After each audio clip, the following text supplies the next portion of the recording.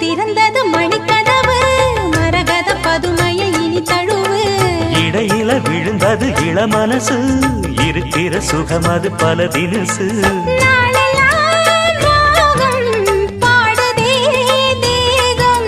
வாழ்வெல்லாம் யோகம் வாழ்த்துதே யாவும் விதவிதமா விருந்து வச்சு விழி வழியே மருந்து வச்சு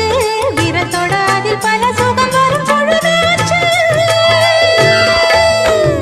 காட்டுக்குயில் பாட்டு சொல்ல